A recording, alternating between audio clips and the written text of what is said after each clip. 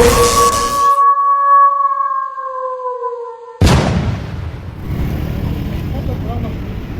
teman, ini saya teman. Saya ini lagi di penjemputan SD Rawabuntu Tangerang Selatan.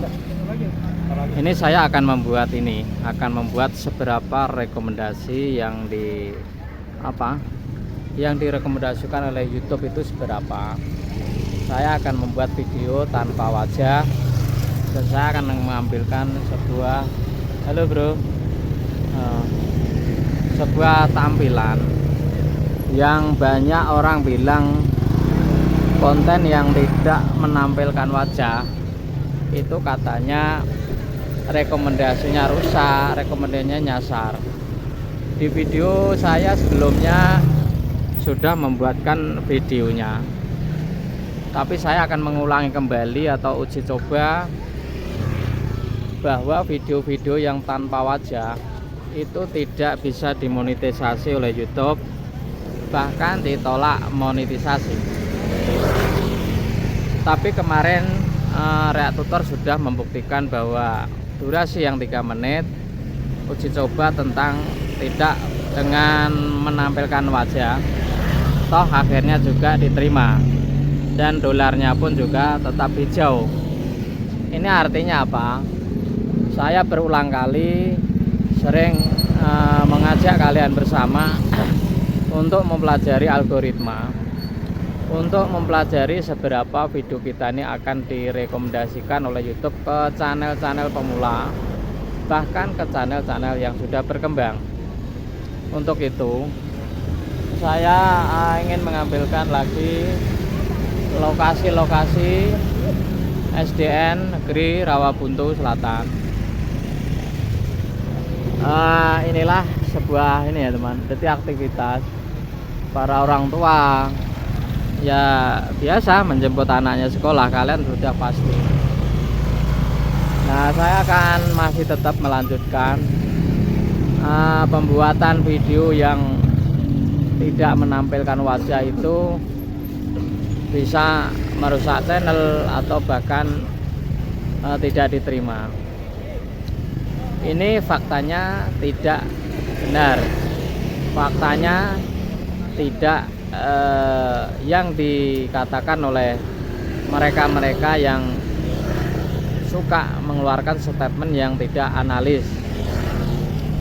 Reak Tutor juga sering membuktikan beberapa hal, tapi yang perlu diingat adalah teman, membangun sebuah channel atau membuktikan sebuah pembuktian konten itu juga tidak serta-merta 2 jam atau 2 hari, bahkan pembuktian itu perlu berbulan-bulan, bahkan sampai channel kita monet pun itu masih perlu pembuktian. Karena tahu sendiri YouTube itu sedang hajatan besar, sedang update besar, bahwa apapun itu akan dibanet, apapun akan diklaim hak cipta, apapun akan diperingati oleh tim komunitas YouTube. Inilah yang perlu kita sadari ya, kenapa banyak channel-channel yang kena peringatan, entah itu klaim hak cipta, entah itu gagal monetisasi, atau video-video kontennya yang tidak bisa dimonet. Itu dikarenakan ada beberapa faktor sesuai pengalaman kita, bahwa konten-konten yang berakibat atau suka mengambil konten orang lain atau bisa disebut copy paste ya, memang tahun-tahun sebelumnya, YouTuber tahun 2018-14 itu masih aman dengan pengambilan sebuah konten orang lain, diedit, dipotong-potong, itu akan aman. Tetapi yang perlu diingat,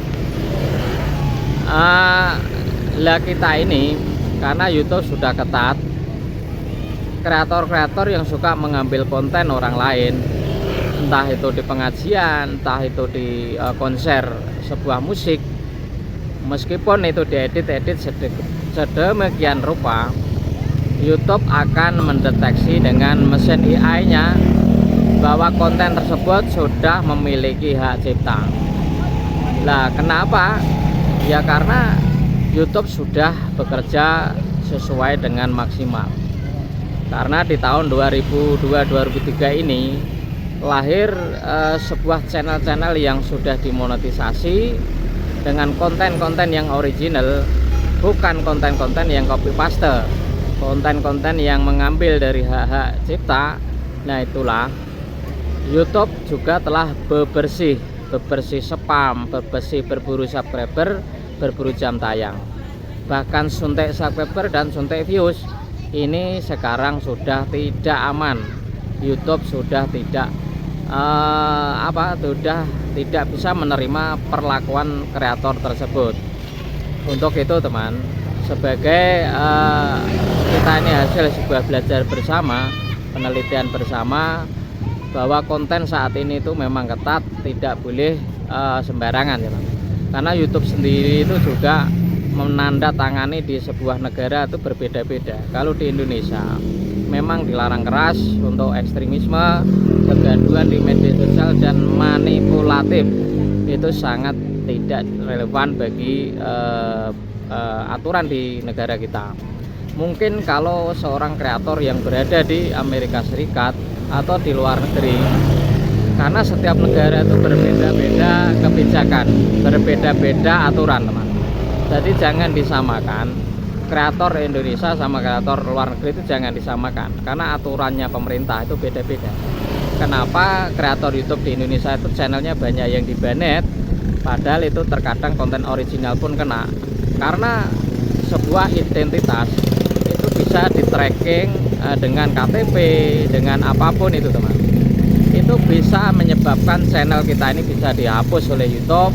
Contoh, kalau saya ingin mencontohkan, contohnya kreator ini adalah seorang kriminal turunan misalnya, itu bisa dibanet oleh YouTube karena keterkaitan dengan wajah, dengan nik KTP itu bisa berkaitan, padahal kontennya original. Nah, inilah berbahaya teman, karena tim IT, tim AI YouTube ini sudah canggih.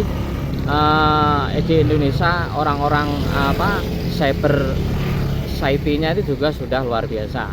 Makanya sekarang kreator YouTube di tahun-tahun ini itu sudah tidak bisa sembarangan ya teman.